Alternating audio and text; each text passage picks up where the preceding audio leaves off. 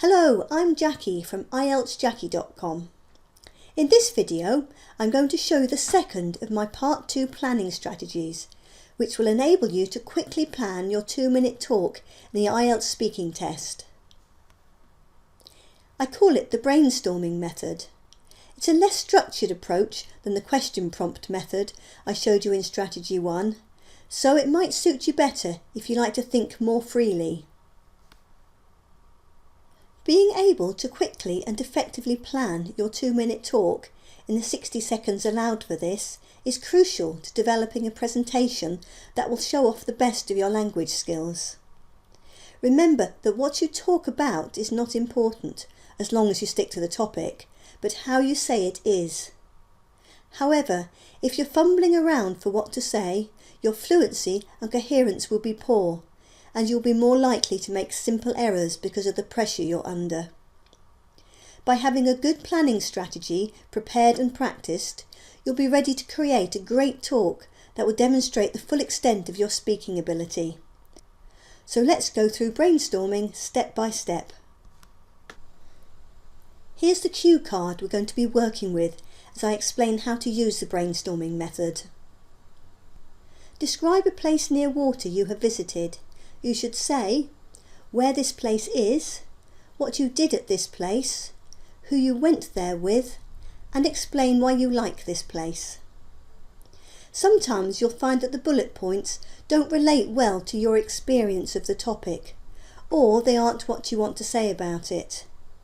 When you see the sample talk, you'll see that this was the case for this candidate.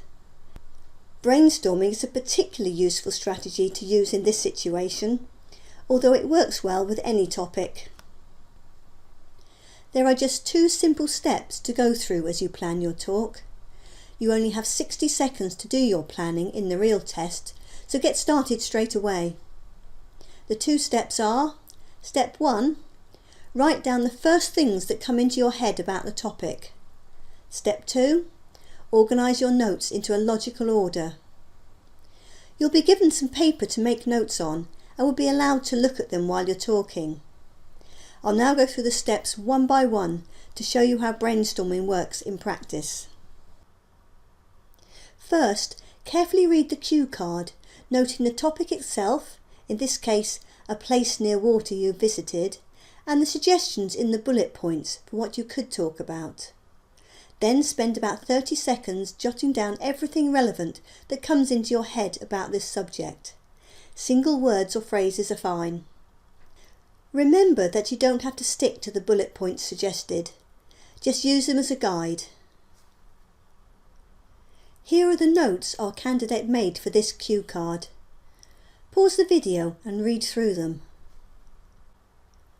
Spend the remainder of your 1-minute planning time organising your notes. Do these 2 things.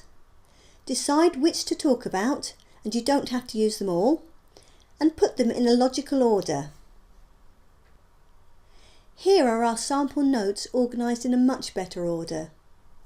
What will happen as you do this reordering is that your mind will be creating the story you're about to tell. I'll explain more about the technique of storytelling when we come on to planning strategy 3. Obviously, seeing someone else's notes isn't quite the same as working with your own notes, but pause the video again and spend a few moments reading through them. You should get a general feeling for the way they now flow better from one to another. And that's basically it. You're now ready to give your 2-minute talk. Try not to rely too much on your notes, and refer to them only if you need a quick reminder of what you want to say. Here are the first few paragraphs of the sample talk. There isn't room on these slides for me to include it all, but you can see it in full on the Strategy 2 page of my website. There's a link in the notes at the bottom of this video. Describe a place near water you have visited.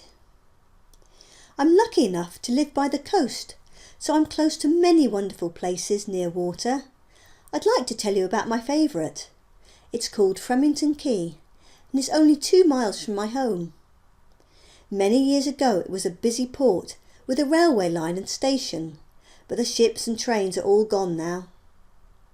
About 20 years ago, the old railway station was turned into a cafe, and it's very popular with local people. Locals also park at Flemington Quay to go walking or cycling along the old railway line, which has been made into a lovely footpath and cycle route called the Tarka Trail.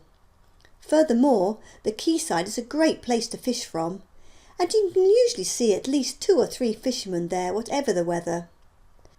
However, it's none of these things that draw me to Flemington Quay several times a week. I go there to walk my dog on the stony beach along the estuary. Not many people go this way.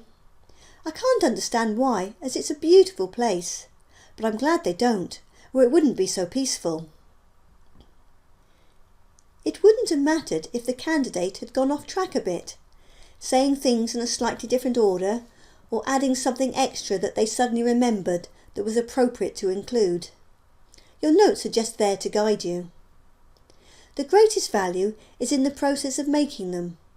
This will fix the ideas in your head, ready for you to recall as you speak.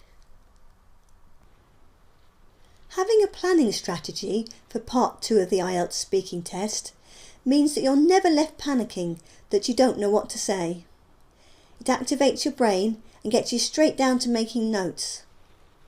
I have 2 more part 2 planning strategies for you to try, the question prompt method and the 5 senses. If you've not already seen them, you'll find them on my website via the links in the description below this video. There are also videos for each on my YouTube channel. By learning all 3, you'll have all the tools you need to plan a talk on any cue card topic you're likely to get. I've also included a link to lots of IELTS style practice questions. Well, I hope you found this video helpful. Thank you for watching, and I'll see you again very soon.